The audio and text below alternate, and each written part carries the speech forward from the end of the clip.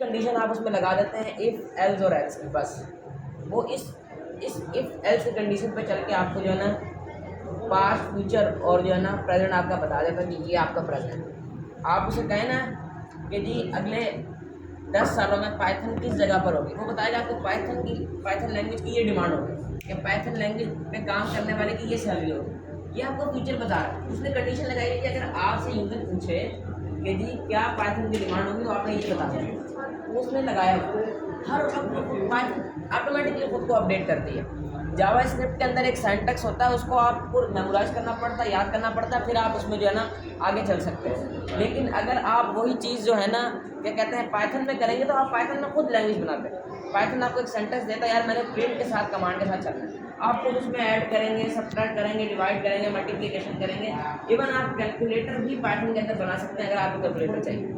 आपके पास प्रोग्राम बना पड़ा होगा, उसका कोई यूज़र इंटरफेस नहीं होगा, आपने खोला, आपने जाके लिखा और आपने कोड लिख के एंटर किया तो आपको उसने जवाब दे दिया जी 2+2 4, वो आपको पाइथन बताएगा, वो आपको बताने की ज़रूरत नहीं है। पाइथन इसलिए बनाई गई है, दराज आप देखें, दराज है, शॉपिफाई है, Amazon, each and everything Python पे। पाइथन का जो फ्रेमवर्क है वो इतना स्ट्रॉन्ग है कि जितनी भी ई कॉमर्स वेबसाइट हैं वो सारी की सारी जो है पाइथन को यूज़ करती हैं, क्योंकि ई कॉमर्स वेबसाइट के अंदर आप अपनी डेबिट कार्ड और क्रेडिट कार्ड इन्फॉर्मेशन यूज़ करते हैं, जो कि आपके लिए बहुत अहम होती है, क्योंकि आपके कार्ड में, आपके अकाउंट में आपके पैसे पड़े होते हैं, ठीक है। उसके लिए लोग पाइथन यूज़ करते हैं। पाइथन का फ्रेमवर्क होता है जेंगो और रेस्ट जेंगो।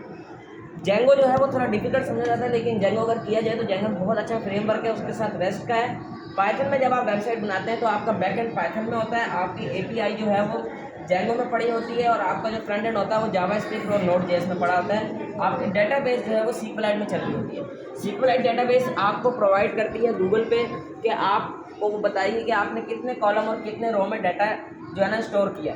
और पाइथन की सबसे बड़ी बात जो ये है कि वो आपको जो है यूज़र इंटरफेस बना के देता है। जब आप जेंगो का फ्रेमवर्क यूज़ करते हैं वो आपको गूगल पे बाकायदा एक एडमिन पैनल देता है जो फ्री ऑफ कॉस्ट होता है। वो आपको उस एडमिन पैनल पे आप जाएं, अब आपने एक दफ़ा कोडिंग कर ली, डेट सेट, बस अब आपने कोडिंग नहीं करनी, अब आपके पास यूज़र इंटरफेस पड़ा हुआ है, आपने जाके एंटर किया जी मेरे ये आइटम्स हैं, मिसाल के तौर पर दराज पे आपने फैब्रिक लिखा, आपने सोफ़ा लिखा, आपने कुछ भी आइटम लिखे और आपने उसको एंटर किया, तो अब आपकी वो आइटम जो है ऑटोमेटिकली वो जो है ना इंटीग्रेट कर देगा फ्रंट एंड पे। इस तरह जो है ना ये चीज़ लिंक करती है और पाइथन के साथ फ्रंट एंड को इस तरह लिंक किया जाता है।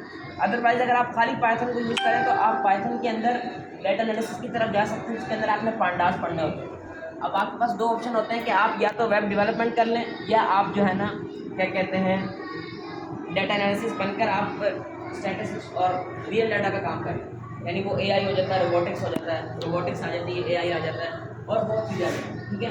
तो अब आपको पाइथन सिखाई जाएगी, इसकी टोटल जो है ना तकरीबन कोई 16 क्लासेज होंगी। 16 क्लासेज में आपको पाइथन पे फुल ऑन कमांड हासिल हो जाएगी। उसके बाद आप फर्दर कोर्स किसी भी इंस्टीट्यूट से कर सकते हैं जिसके अंदर आपने वेब डेवलपमेंट करनी हो या आपने डाटा एनालिसिस करना हो, ये होगा बेसिक इन्फॉर्मेशन पाइथन की। पाइथन विद ऊप हम आपको करा देंगे, आप पाइथन ऊप के साथ पूरी कंप्लीट कर लेंगे। पाइथन पे आपको कमांड होगी, अगला आपने जेएस करना, जो भी करना है उसका इंटीग्रेट करना है, उसके लिए आप जो है ना किसी भी इंस्टीट्यूट से लिंक करके, जिस तरह भी आपका यहाँ पे कोर्स होता है, जो भी होता है, आप उसको आगे मर्ज करके आप दो चीज़ें चूज़ कर सकते हैं पाइथन में, या डाटा एनालिसिस आ जाता है या वेब डेवलपमेंट आ जाती है, सॉफ्टवेयर डेवलपमेंट आ जाता है, ऐप डेवलपमेंट आ जाता है। डेवलपमेंट टोटली आजकल पाइथन में हो रही है। आपकी पाथवेज होगी, आपका ओलेक्स हो गया, दराज होगी, अमेजोन हो गया, शॉपिफाई हो गया, ये सारे जो है ना ये पाइथन पे चले।